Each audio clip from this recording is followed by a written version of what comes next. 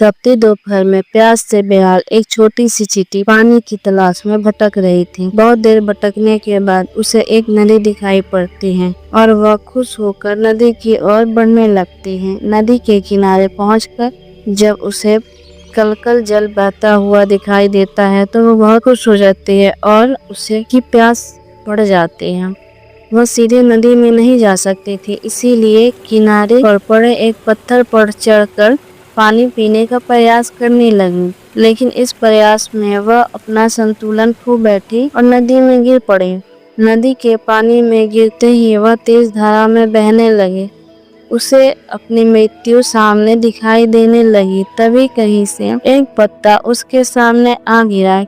किसी तरह वह उस पत्ते पर चढ़ गई। वह पत्ता नदी किनारे स्थित एक पेड़ पर बैठा कबूतर ने फेंका था, जिसने चींटी को पानी में गिरते हुए देख लिया था और उसके प्राण बचाना चाहता था। पत्ते के साथ बहते हुए चींटी किनारे पर आ गई और कूदकर सूखी भूमि पर बैठ गई। कबूतर के निस्वार्थ भाव से की गई सहायता के कारण चींटी की जान बच गई।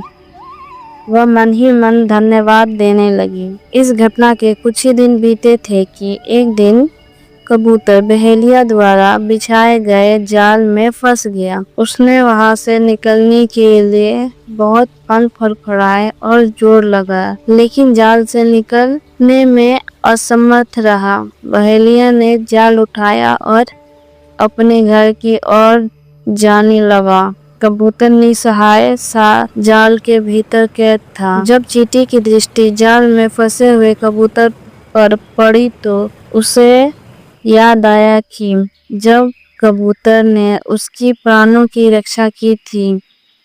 चींटी तुरंत बहेलिया के पास पहुंची और उसके